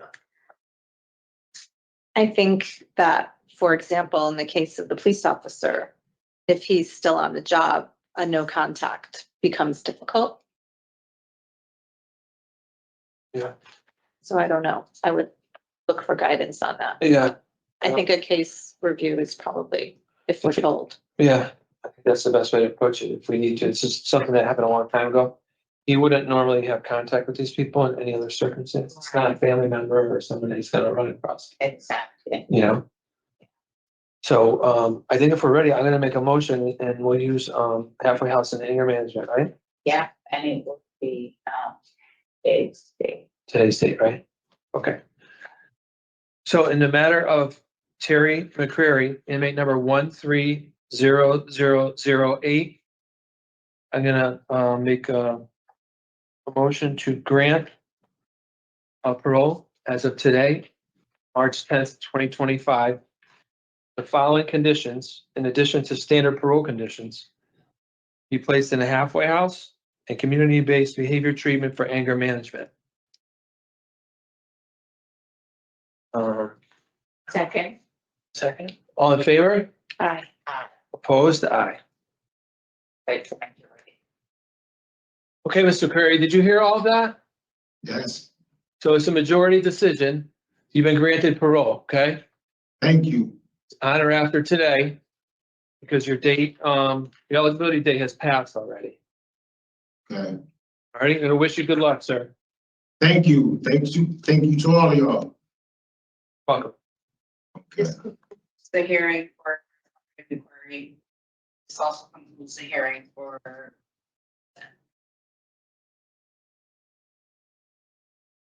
Excuse me, You're all set, sir. excuse me. What was the last thing you said? She just said that the hearing is over. No, what you said. You said, Good luck, sir. no, before that, you said, where you set the parole date. It's on or after today. Okay, Yeah, so some point going forward, they're gonna make arrangements with you, okay? okay. Good luck. Thank you.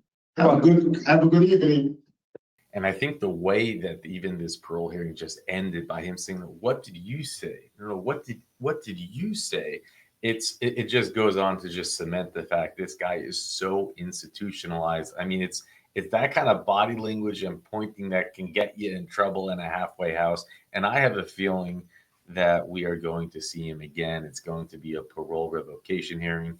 It happens all the time, and you can check the return of playlist. And look, I'm happy I'm not in the parole board members' shoes. I think they are in a rock and a hard place. I actually do understand what they're saying here by, hey, we have to, let's give him some supervision. Otherwise, he's just going out and he's going to pick up and, let's try to help him. But between the rock and hard place is that this is the kind of stuff that news media loves to blast on their megaphones. Former cop, shooter paroled by the parole board and then does X, Y, and Z, and it's really bad optics. It's not going to look good. The media loves to go nuts about this stuff because it sells papers. And I don't disagree with the parole board in this situation. I think they are trying to do the best for him.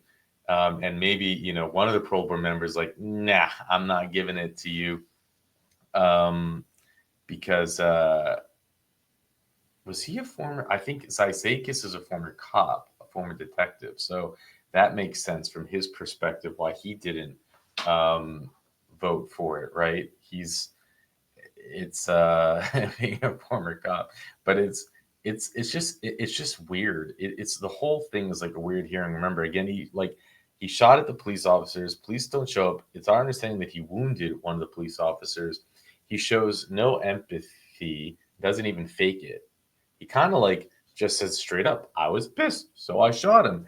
And then in the second parole hearing, he again doesn't put an effort into saying, I can't believe what there's nothing there. There's not even the ability to articulate. And is it because he's institutionalized? Is it because he simply doesn't care? I don't, But I do go back to the fact that he was 35 years old when he shot at a police officer for no reason. You know, it all seems like someone scratched his car. He was pissed. As they pointed out, if he would have found who scratched his car or who he perceived scratched his car, probably would have shot him. To his credit, this guy doesn't seem to BS that much. I mean, I could believe his story about his cellie beating him and him, and even though they said he wasn't hit, him believing he was in fear for his life, which is why he hit back. The assault third against the CEO, I mean, who knows the situation was going on there, but apparently he was with the cellie that maybe he thought his life was in trouble, so that's why he had to do it. And I've heard different things by watching enough interviews with people who had served time in prison that sometimes you got to do those things to save your own life. But again, it's just a weird case, and it's kind of a sign of how the system is. This guy's not rehabilitated. I mean, let's be real, he's not. He doesn't give me the sense that he's not going to find a way to end up back in prison. Maybe only because he even wants to be back in prison. It's just a place where he's been his entire life. But this would be a fault of the system in some ways. I mean, they gave 25 years flat sentence, and it's like kicking the ball down the road. 25 years seems like a long time, but then it's like, wow, we kicked it down the road, but here we are at the end of the road, and now what? And you might make the argument, well, he could have taken advantage. He could have done programs. He could have had his life lined up for him. And, you know, you might say he would be. You know, Lady Holly, the only thing Lady Holly was able to find was something that he wrote December 27, 2024, which would have been, I guess, a few months after his last parole hearing. He and it's kind of like a dating profile. I'm not going to share it because I don't know the rules with YouTube, but it's got a picture of him and it says, you know, it paints a different side to him. It says, hello, my name is Terry. I'm currently incarcerated in Connecticut. I'm looking for a special lady in my life who is compassionate, understanding, loyal, and loving. Hey, those are good things to ask for. I would like to know someone on a personal level and grow with her. Some of my passions are exploring nature, which, I mean, I'm sure that's something that he's been dreaming about doing for the past 25 years, but I'm just saying, I'm laughing because, of course, that can't be, you know, there's just an irony to it. Art, which, you know, it could be he's an artist. We don't even know, right? I mean, we didn't hear him mention that in his parole hearing, but I love listening to different genres of music, unless someone wrote this for him. He paid a couple soups and someone wrote it for him. I love to read knowledgeable books and learn new life skills. I'm hoping I can share my experiences and my hopes, dreams, and aspirations with someone special. If you would like to write me, please do so, blah, blah, blah.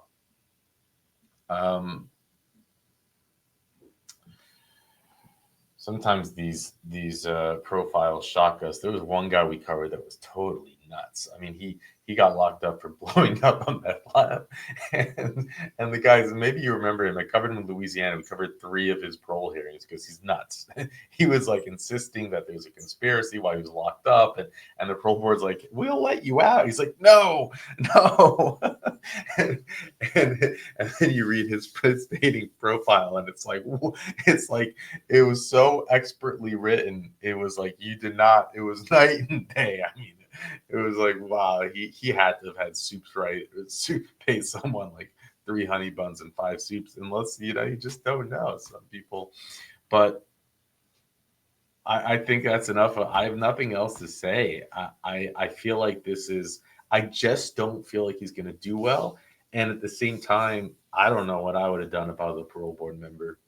Because these are one of the times where I do think that supervised, you know, release would be needed for him. Hopefully, God, I mean, you know, hopefully he's aged out, and hopefully he will have people that can help him stay out of trouble. But there you have it. Thank you, Lady Holly and Sir Richard, you know, putting these in the spreadsheets, gluing them together. If you like these hearings, check the playlist for the return of. If we do see him again, he will be in that playlist. And with that, I'll let you go.